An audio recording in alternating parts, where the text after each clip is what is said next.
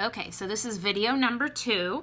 We're going to skip down to workers' comp. That's something Jenny will talk about in the staff meeting, but she is the one that is in charge of that. And of course, if you get injured on the job, whether you think you should go to a doctor or not, please consult with Jenny. Faculty meetings are always on Wednesdays. You have all the dates for the staff meetings for the entire year. So please go ahead and put those on your calendars so that you do not make other plans on those Wednesdays. I feel like in giving you several months notice that those dates should be sacred to us. I'll do everything in my power to make those short when I can. But I love to be able to have our whole staff there so we don't have to do makeup meetings at all. PTO and parent support, you have the dates of our general PTO meetings.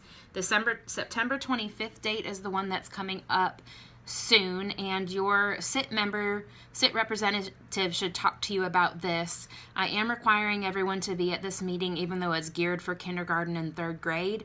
So please mark that date on your calendar.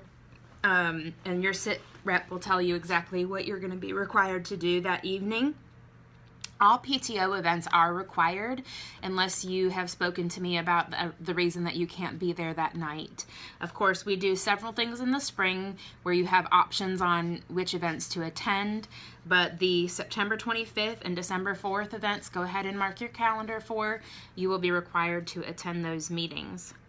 If you go to page 9 for receipts and collection of ice cream money, if you will highlight or underline in that first paragraph, the second to last sentence, that no more than $25 should be kept in your classroom. So receipt money as you get it and turn it in so that you're not held accountable for it. If you lose money, ultimately it's your responsibility as the classroom teacher to replace that money.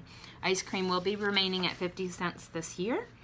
MTSS on the bottom of page 9 and into page 10, we will review at the end of the staff meeting on Friday. On page 10, I'm sure that Mrs. Jarvis will review procedures for ITS support, but please highlight in number 1 the extension 20043, as that is the extension that you should call should you need to place a computer work order. On page 11, under building maintenance, if you have any issues within our building, your classroom, if Barry cannot fix them or somebody within our building cannot fix them, Barry, myself, and Miss Dellinger all have the ability to put in a work order to ask maintenance to come out and fix that for us. Sending us an email is always the best way to request a work order so we don't forget about it. On page 12 are the hospitality committee bylaws.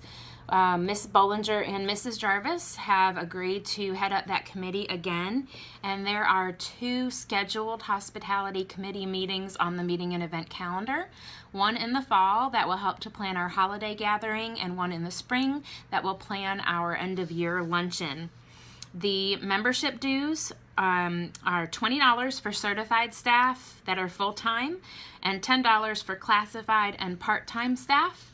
If you will go ahead and submit that payment as soon as you can to either Mrs. Jarvis or Miss Bollinger, I believe that you should make the check out to St. James Hospitality Committee, but I will double check on that and let you know for sure. We would like to collect money from everybody. Of course, we can't force you to join, but that money goes to recognizing our St. James family when there are illnesses or things to celebrate. So we would like to get that money collected pretty quickly. On the back of page 14 are our Secret PAL guidelines, and you'll notice on your table at the staff meeting that there's a My Favorite Things list like we did last year, and it was really nice to have that book available for staff and parents to look at when it came time to purchase gifts for teachers. So if you will, everybody fill that out, and then if you want to participate in Secret PAL, put a big star in one of the top corners, and as soon as we have everybody's returned, we'll pull out the ones for Secret PAL, copy them, and Miss Jarvis and Miss Bollinger will distribute your Secret PALs. But look at those guidelines so you know what to expect before you decide to join the Secret PAL program. I'm going to stop here.